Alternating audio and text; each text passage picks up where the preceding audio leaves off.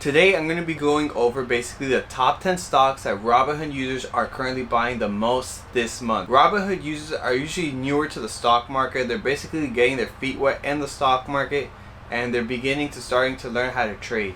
So I'm going to go over the top 10 stocks that a lot of Robinhood users are buying, what I currently think of those stocks, if they're undervalued, if they're overvalued. I'm personally going to go and show you guys step by step of each stock on that top 5 list. All I ask if you just take 5 seconds of your time, hit this like button below and subscribe if you haven't yet, and let's go on the computer so I can show you guys basically what I think of those stocks. And so we're going to go here to popularity change, and we're going to go within this week. As you can see, a lot of users are buying basically airline stocks, American Airlines, Delta Airlines, MVIS, which is basically a penny stock. I really would stay away from this unless you really know how to day trade. And basically a lot of Robinhood users really don't know how to day trade. You could day trade on Robinhood, it's just not recommended. That's my personal thought on it. If you want to day trade, I would recommend a platform like Thinkorswim or even Webull, where you could get in and out and becoming like an active trader. Robinhood is more of a beginner's trader platform, I believe, because they don't have indicators, don't have RSI, they don't have quick action, which a lot of day traders need. So MVIS is basically a penny stock I would stay away from. We have ticker symbol F here, Ford, we have GE, United Airlines, UCO, basically oil company, Disney, CCL, Carnival, and Norwegian Cruise Line. So let's go over so I can show you and guide you guys along the way. So we have ticker symbol AAL here, and as you can see, if we go here right on the 20-day chart, you can see that it's downtrending for the most part on American Airlines. But if we go to the 180-day, we are still downtrending for the most part. We can make lower lows, it's very possible, but we still are somewhat on a downward channel. We can see a buy price from here all the way maybe to the $5 range. It's very possible, but we still are somewhat on the for sale side of things until we start uptrending in the market. As far as American Airlines goes, a lot of beginner traders are investing in it as it's the #1 stock, and I wouldn't disagree because of that price point of $9. But as far as this company goes, they don't have a lot of basically a lot of cash on hand, and it's somewhat of a risky stock to hold, even though they have been getting stimulus, a part of the stimulus package and everything like that. But as far as the airlines go, American Airlines is probably one of the most riskiest stocks to own due to the cash flow issue. That's my take on it. But if you want to buy this stock and hopefully hold on for it long term, I think we can still see lower lows. It's very possible on this downward channel. See, as it bounced here, $9, $8 mark, it might double bottom here at this $8 mark, or we possibly could see it downtrend all the way to the $5, $6 range, and then you can start loading up more positions, hold it long term, and hold hopefully for 2 to 3 years. Very possible that we also can see an uptrend in the market, this uptrending. But as far as traveling, it's still, let's say still people are on lockdown, and we don't know really how long this is going to last for until we get a vaccine and basically get things rolling again. So it's very possible that we can see about this in the $6-$5 range, or if not, we can still see it uptrend for the most part, but it's still on sale for the most part. You can start loading up positions for the stock, but be aware that we could see lower lows for this stock. On the next stock, we have Delta Airlines. If you didn't know yet, guys, basically Warren Buffett withdrew all his positions from the airline companies. He basically got rid of all of them, and with that being said, after that it started downtrending a lot because of all that big news. And Warren Buffett basically said he doesn't see the airline industry recovering for a very, very long time, and a big sell-off came with those. Kind of hard to disagree with somebody like him. He's filthy rich, he's been doing this for such a long time.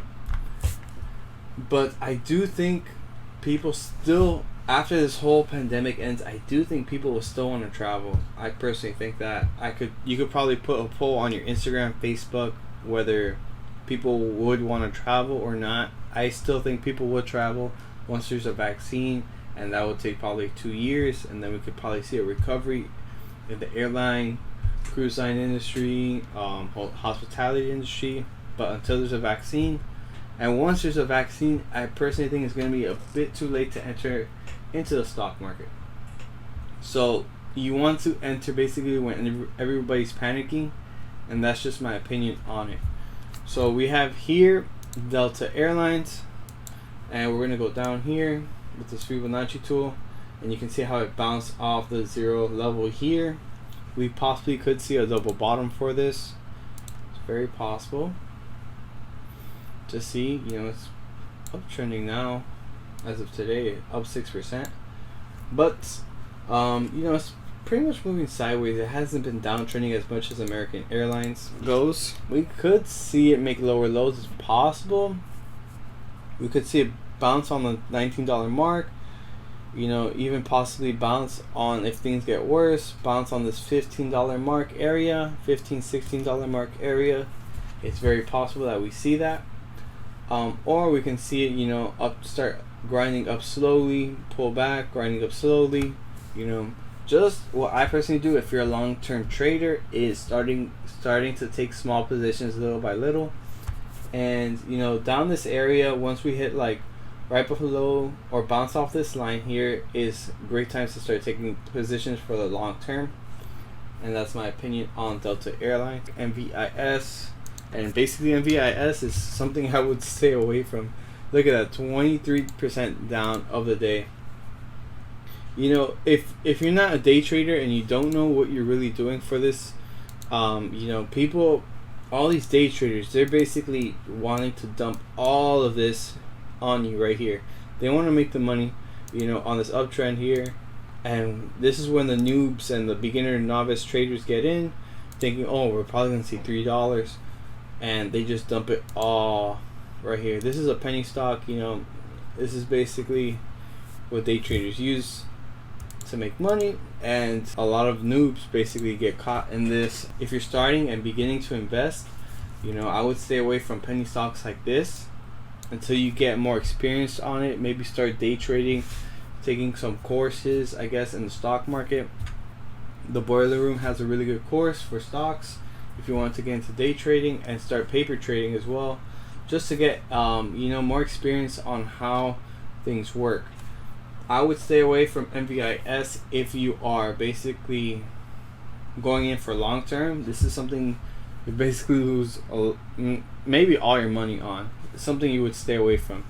And seeing that Robinhood traders are trading on this, and it's the third one, see that Robinhood is not a day trading platform. It's more of a beginners long-term platform for beginner investors.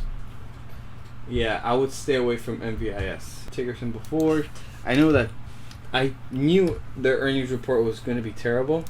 I know the car industry is probably taking one of the biggest hits as of now, due to the fact that basically, a lot of people are struggling right now, and I don't think a lot of people want to buy new cars at the moment. So all their cars are basically stuck in inventory. They're going to be having cash flow issues, so you have to take that into consideration.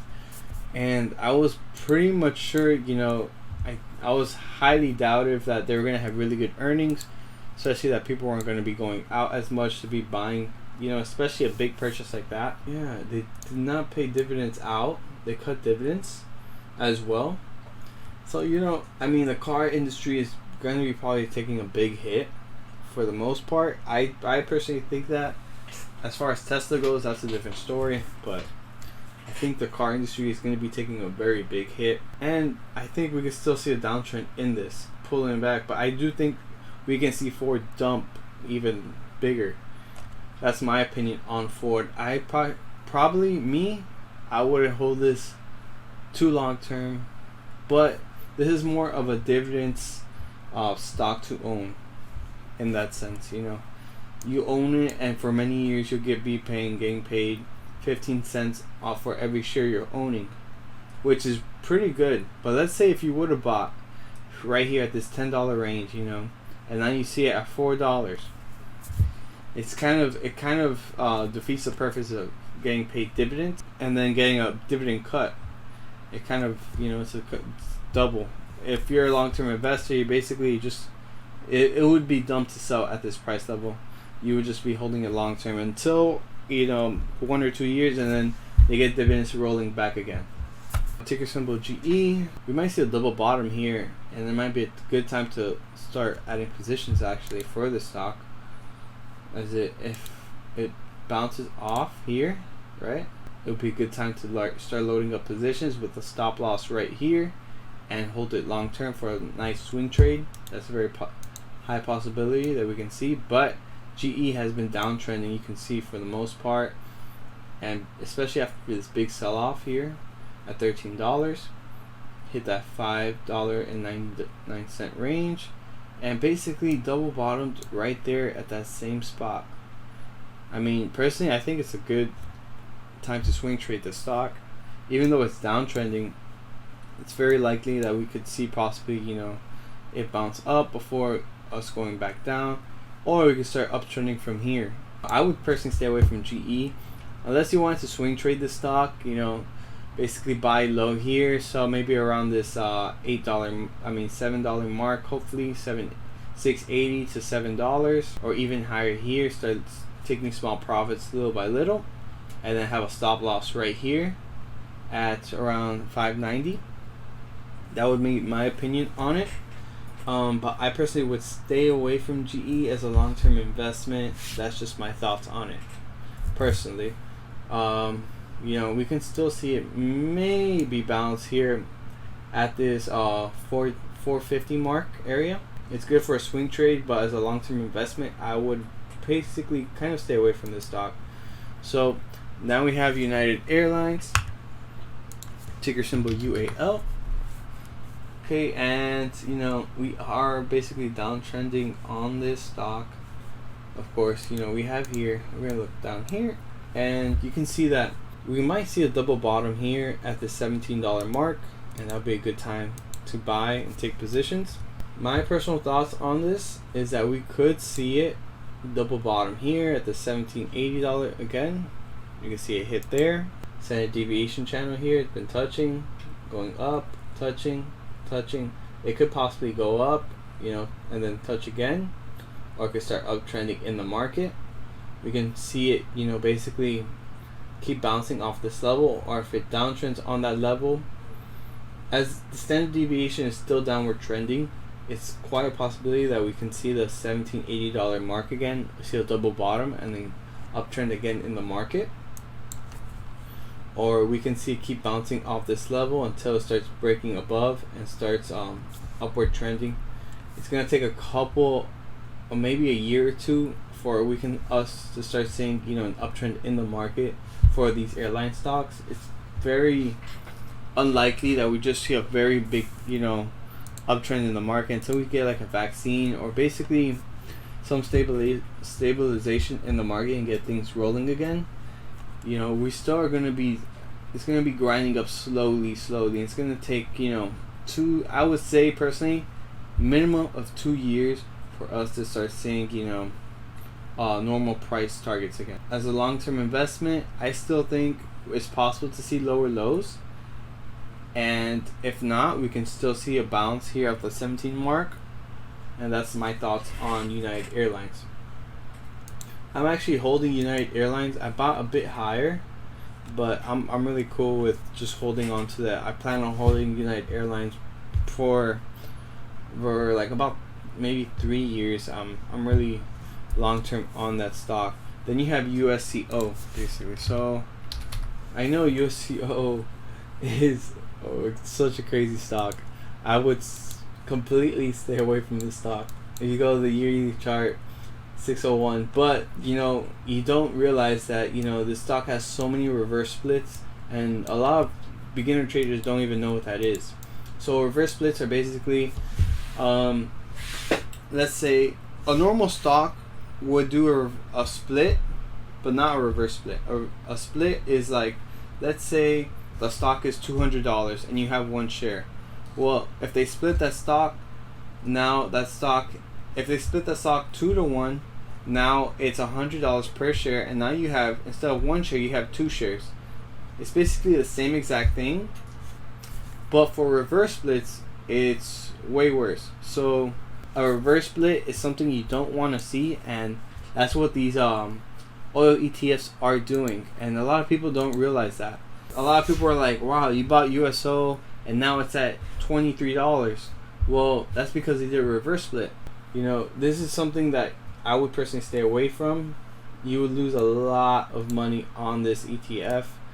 Maybe a day trade, if anything. We have ticker symbol Disney, which Disney has taken a big hit with their earnings that just came out, but I do think it's a really good long-term trade. I really do think it's a good long-term trade for many years to hold. I think Disney's a really good company to hold for many years to come, as they own so much things. They own so much. They own ESPN, you know, all the parks, everything. They're just continuously growing every year. So as a long-term investment, I think Disney's a good investment. It's a good, more safe investment compared to all these top 10 stocks. I feel like Disney's probably the more safer route to go with. Now we have ticker symbol CCL, Carnival, and you can see here it's pretty much been downtrending for the most part. See, as it double bottomed here, you guys see here, it was at around, you know, $51, went all the way to $7, double bottomed here, had a nice double bottom. Now we saw an uptrend here. If we would have bought here at this double bottom, $7 to almost an $18-19 return. So very big, maybe around 2.5% of a return. You could have sold here at this deviation line. It hit. It was a really good price to sell here due to the fact that it hit this trend line, as well as this moving average, this purple moving average, 200-day moving average.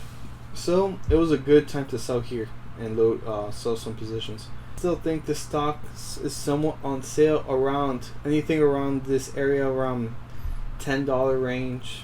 My thoughts on it, $10, $9, $8 range is my personal opinion on this stock. I do see us maybe uptrending a little bit and then selling off again as that goes, but we might see an opportunity to buy low here within this month. And Norwegian Cruise Line, which just came out, that wow, they just came out. You know, it was a crazy week for Norwegian Cruise Line. I'm gonna show you guys here exactly.